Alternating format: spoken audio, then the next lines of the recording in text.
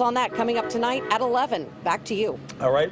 Look out for that train, Duffy. Each day we are streaming the trial live on 11alive.com. Then tune in at 12:30 for a special on 11 Alive as we break down the big moments in courts.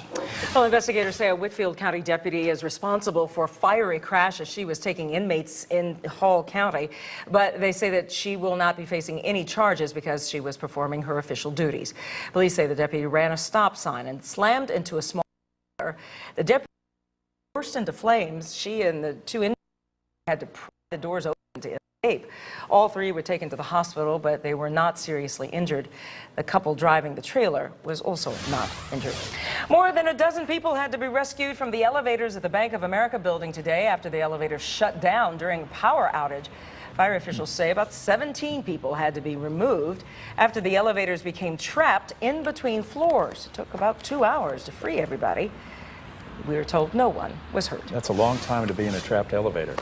Tonight, Haralson County declaring a state of emergency as water levels hit historic lows. The county has banned outdoor use of water, and schools are ready to bring in bottled water and porta potties if those levels drop any further. 11 Alive's Joe Hankey is walking us through the impact of that shortage. Well, Jeff, the Haralson County Water Authority tells me they could use a lot of rain right now. The authority's executive director says drought conditions have the Tallapoosa River at its lowest level since 1925. Now, the river is the main water source for Haralson County. On average, it is used to supply 2.7 million gallons of water per day to customers. Now they have banned outdoor water use, hoping the cut would bring water use down to about 2 million gallons per day. If the water levels do not come back up, though, more bans or orders could be needed. At the county's water plant over the weekend, the river was so low the intake tanks that draw water in sat above the river. Past couple of days, our levels here at our intakes were like inches. I mean, literally, intakes were out of the water. They'd recharge overnight. We only run a pump for an hour and a half. That's not enough. And that is why over the weekend, county firefighters worked to clear debris from the river and remove several beaver dams upstream. More than 24 hours later, water levels have not come up significantly, but enough that the water plant for Haralson County is taking in water once again. County officials not sure what would be the next steps exactly if water levels fall even further, but schools do have porta potties and water on standby if necessary. The Water Authority reports they send water to between 18 and 20,000 customers. Brenda? All right, Joe. Thank you. Atlanta's new parking enforcement plan is hitting a bit of a speed bump tonight. The City Council today voted 9-5 to send a contract for SP Plus back to committee.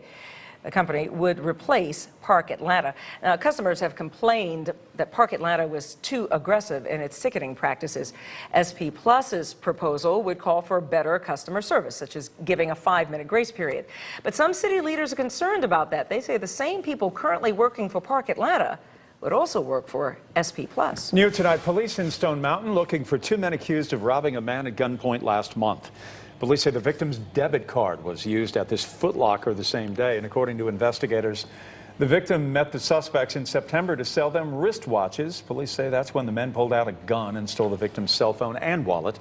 The suspects drove off in a gold Infiniti. If you have any information, you're asked to call police. Henry County Police are releasing new surveillance pictures tonight as they search for 2 suspects who tried to break into an ATM. Police say these 2 men tried to steal cash from a machine at Hamilton State Bank in Stockbridge. Authorities say one person tried to pry the ATM open, while the second waited in what police believe is a 1997 gray Infiniti J30. If you recognize the men, you're asked to call Henry County Police right away. Well, it is called Murder Kroger, and it will soon be facing the wrecking ball. The grocery store in Ponce will be replaced with a $190 million redevelopment project called 725 Ponce.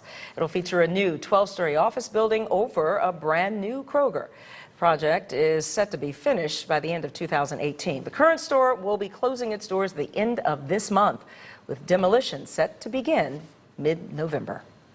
Well, coming up next at 6, we're taking a look at early voting after Donald Trump claims the election is rigged. Ahead, what his campaign director is saying about the vote here in Georgia. Our tower cam still showing nice, beautiful sunshine out there with warmer than average temperatures, and we are going to have a good chance of breaking some record highs this week. We're going to talk about these roller coaster temperatures coming up. Early voting underway now in our state, and we are already seeing a big turnout at local sites with a long line snaking through the parking lot at this location in Gwinnett County. Matt Pearl joins us now with what both campaigns are doing in Georgia and how the Trump camp is addressing its candidates' claims that the election is rigged.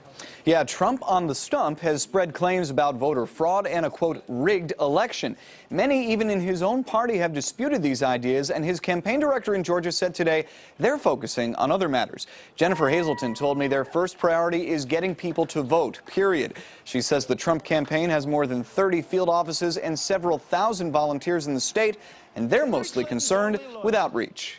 You know, there are people whose jobs it is, they have the job of making sure that the election is fair and handled appropriately. That's not our job here at the campaign. Our job at the campaign is to work hard, earn each and every vote, and to let the people who are paid to do that job handle that job.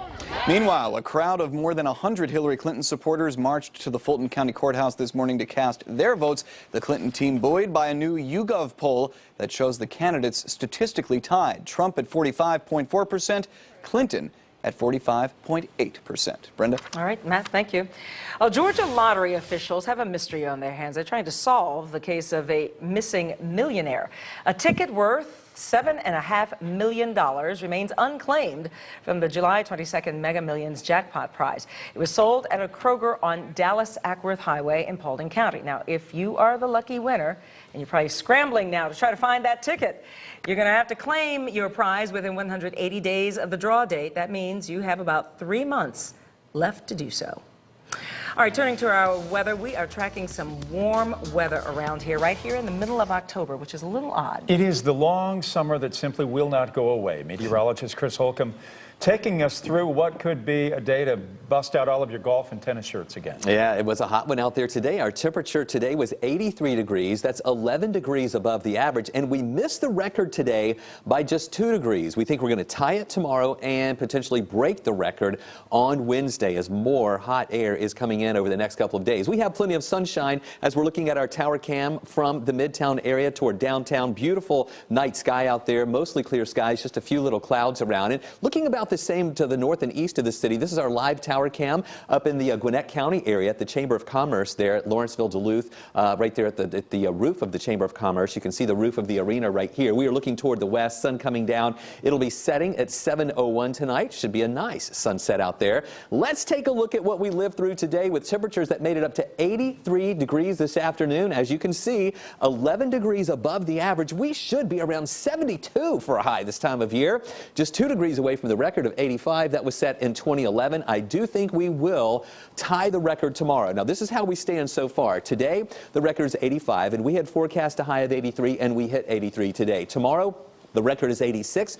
We're forecasting a high of 86. That would tie the record. Then on Wednesday, the record is 87. We're forecasting a high of 89. That would break the record with temperatures well above where we should be for this time of year. And it's because of those above average temperatures that the wasometer number trending down a little bit. We're going to go with a 9 on Tuesday, potentially tying that record. A low of 64, that high of 86. Also partly cloudy skies. So 10 or 11 wouldn't be close to perfect when you have temperatures that are that warm out there. Here's what we're watching. We've got record heat possible Tuesday and Wednesday.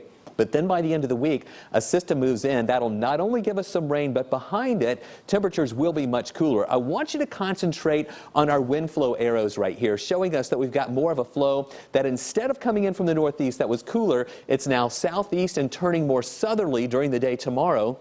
That's what brings in that warmer air. Not really tapping into much moisture, though, from the Gulf of Mexico. So we're just going to be dealing with temperatures being warmer than average over the next couple of days. Going into Wednesday, still more of that southerly flow moving in. But here's where we begin to see some changes on Thursday. We're watching this system out to the west. It is beginning to pick up a little bit of moisture early Thursday morning, well out to the west. That gets closer to us Thursday night. We'll introduce a 20% chance for rain late on Thursday. And you see that warm air up ahead of that with that southerly flow? Look what happens behind it. More of a northerly flow behind that system, and that's what's going to bring us the cooler air as we head toward the end of the week. So here's how it all times out. tying the record Tuesday, breaking the record Wednesday. We're talking near 90 degrees on Wednesday with partly cloudy skies. Clouds increase Thursday, a 20% chance for a shower late, still warm at 85. And then on Friday, there's that chance for rain coming in, but look what happens to those temperatures, down to 70 for high Friday. Saturday, mostly sunny and only 68 for a high temperature, back to the mid-70s on Sunday and Monday. And it does look like beyond the 7-day outlook, we will feel more like fall in our 11-day look ahead for the 25th to the 28th. Temperatures near average. And another system approaching by the end of that period that'll give us another chance for some rain around. So talk about roller coaster temperatures. Near 90 degrees here on Wednesday, then only 68 degrees for a high temperature on Saturday.